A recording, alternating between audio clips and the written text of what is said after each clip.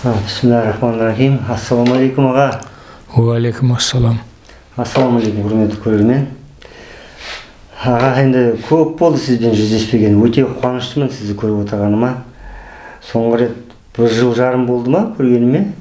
Солай болды деймін. Қазығұртқа барып келдік қой. Иә. Содан кейін жаңағы жүздесу, содан кейін біраз уақыт өтті. Енді естіп жатырмын. Мерей тойыңыз болған, алтын тойыңыз болған, құттықтаймын аға. Осы жаңалықта Кипрға барып келдіңіз. Осы туралы айтып кетсеңіз аға. Иә, мынау өзі жетпіс жас деген, жеттім пістім деген сондай бір ұғымды білдіреді екен. Өзі Кенен Әзірбаев атамызда жаңағы билік 70 жасында тамған екен. Сонда анау Төрткүл апамыз қызы да жаңағы өнер институтына түсем дегенде барма депті. Неге ата депті. Балам, бұл өнер деген қиын. Мен 70 жасымда ғана таныған деп айтқан екен де. Сол сияқты мінекей 70 жасқа келдік. Аллаға шүкір, биыл үлкен өзгерістер болып жатыр. Жаңағы 50 жылдық тойымыз өтті. Құдай қосқан алтын тойымыз. Қазір Ленгір қаласында Высоктың жүріп жатыр, сол туған жерінде. Оның кейін жаңағы мынау Кипрда бір үлкен азамат Суатбей Гүнсел деген кісі сол дүние жүзінен құды суретшілерді шақыртып, барлық жаңағы нелерін, қаражаттарын өзі көтеріп, сол алдымен 15 күнге шақырады, 15 күннің ішінде сол 5-6 картина жазуыңыз керек. Содан кейін сол сіздің потенциалыңызды байқаса, ар жағыңызда бір құдіреттің бар екенін тағы да 40 күнге қалдырады. Сол 40 күнге қалдырып, сонымен бір 2 айдың шамасында жаңағы дүниежүзілік симпозиум дейді, сөйлеушілердің симпозиумында болып келдім. Сөйтіп сол 55 күн болдым ғой, енді 2 айда, сол 2 айдың ішінде 28 жұмыс қалдырдым. Сол жақта.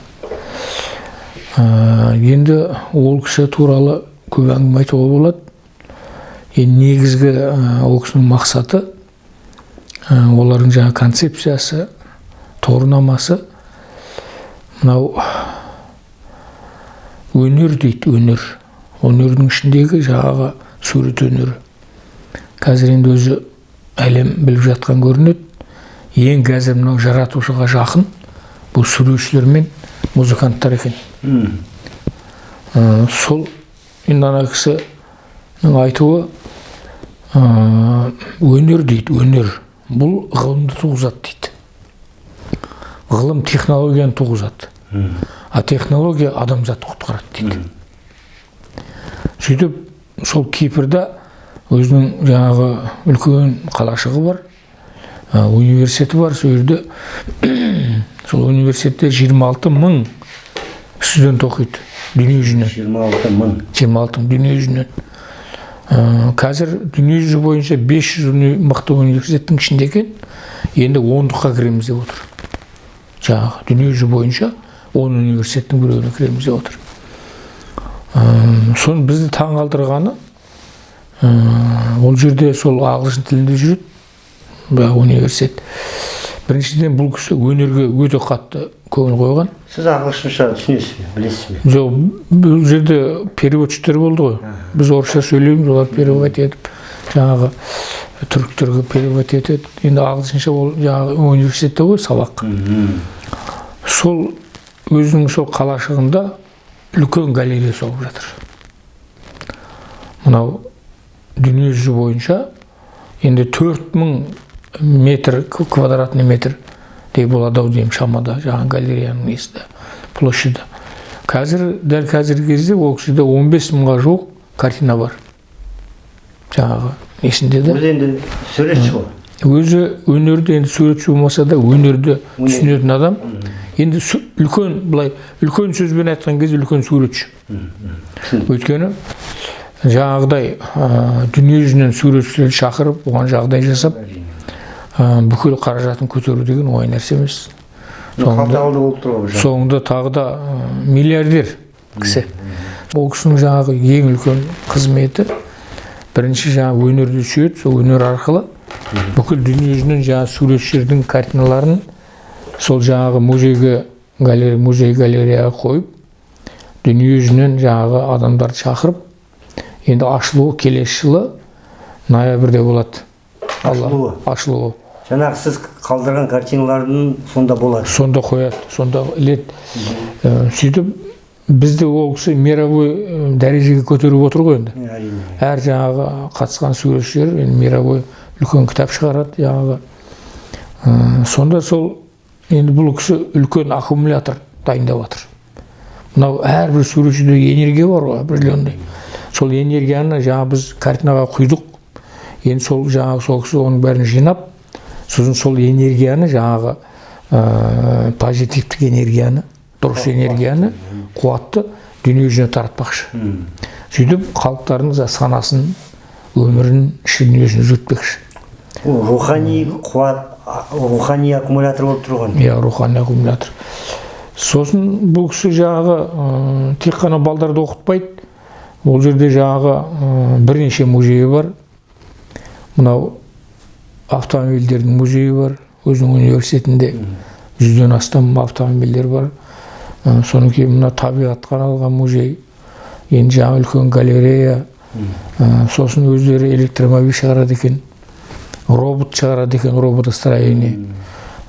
Сондай өзінің енді үлкен бизнес бар адам. Өте қарапайым адам. Өте қарапайым. Мен миллиардермін, мен немін демейді. Кәдімгідей сіздің барлық сөзіңізді тыңдайды, ақылыңызға ақыл қосады деген сияқты.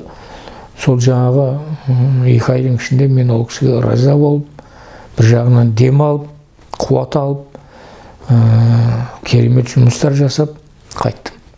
Ол кісіні қайдан таныңыз? Ол кісі сізге қалай шықты? Біздің мемлекет арқылы ма? Енді мынау айтып отырмын ғой, жаңа әсіресе мынау Қырғызстан, Өзбекстан, Қазақстан, Түркмения, жалпы Орта Азия халықтарының суретшілері бар ғой. Солардың бәрін шетінен шақырып жатыр. Енді бізде де Астанада суретшілер одағы бар ғой. Сол суретшілер одағы арқылы бізді жаңағы шақырып, жағдай жасап, менің балам да барып қайтты. Балам да жаңағы 15 күн болып қайтты, суретші Бақтығали. Енді тағы да қазір осы февральда тағы да шақырады. Сондай, сосын ол жақта керемет адамдармен таныстым. Мына біздің методиканы кәдімгі бірден қабылдаған адамдар бар. 12 квадрат. 12 квадрат. Қабылдағанда, олар маған айтады, сізде қорқытатаның энергиясы бар дейді. Көрдіңіз бе? Өздері менің жаңағы жасаған жұмыстарыма, өзіме қарап, сөздеріме қарап, сізде қорқытатаның энергиясы бар дейді. Сонда жаңағы менің ойыма бірден келді, баяғыда Қорқыт-Атаға барған кезде біз жаңағы машинамен Қорқыт-Атаға түнде келдік қой, жақындадық. Сонда үлкен бір көк құс жаңағы машинаның үстін кәдімгі қанатына сипап өтті. Үлкен көк құс та. Ол қайдан жаңағы түнде, түнгі сағат біз 12-де ма жаңағы Қорқыт-Атаға келгенбіз. Жаңағы ғайыптан бір құс шыға келді де, үлкен құс. Үлкен құс енді. Анау кәдімгі ненің үстін шатырлатып сыпырып өтті бүйтіп. Сыпырғымен сыпырғандай. Сол енді мен өзім айта алмаймын ғой, жаңағы мысалы сол Қорқыт-Атаның бір жаңағы құдіреті маған дарыды деп мен айта алмаймын, бірақ адамдар жаңағы нәрсені айтып жатыр маған. Өйткені мынау біздің картиналарымыз кейде біреулерді қорқытады. Картиналарыңыз біреулерге жақсы әсер етсе, жоқ, мысалы қорқытқанда ол адамды қорқытпайды. Адамның жанына жабысып қалған негативный энергияны қорқытады. Көрдіңіздер ме? Жын ғой. Енді отрицательный энергия ғой енді. Оны жын деймін, көп қой оның түрлері. Оны токсиндер дейді, шлак дейді, улы заттар дейді, оның аттары көп қой, вирус дейді, бактерия дейді. Соны қорқытады, бірақ адам түсіне алмайды. Неге? Өйткені анау адамның жанына жабысып қалады да. Жаңағы Қорқыт-Атаның энергиясы, мен телефоннан звондасам да сондай әсер етеді адамдарға.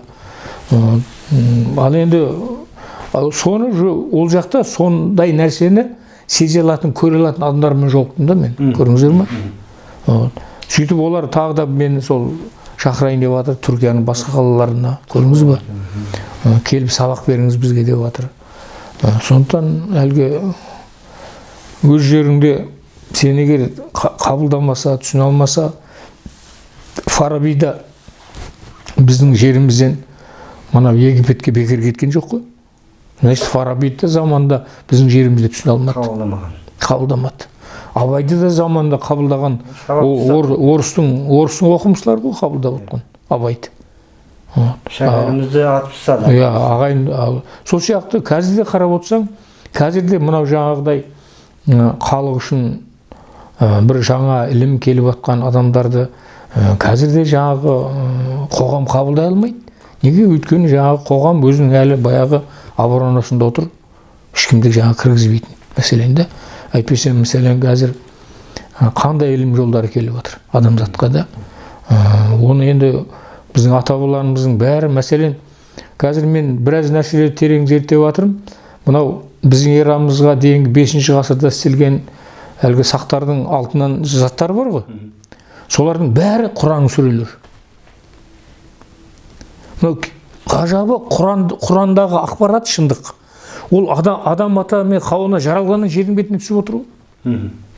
Міне соны біздің ата-бабаларымыз біздің эрамызға дейінгі 5-ші ғасырда жаңағылар бүкіл Құранның сүрелерін, аяттарын таңбаларын, алтын таңбаларымен жасап тастаған.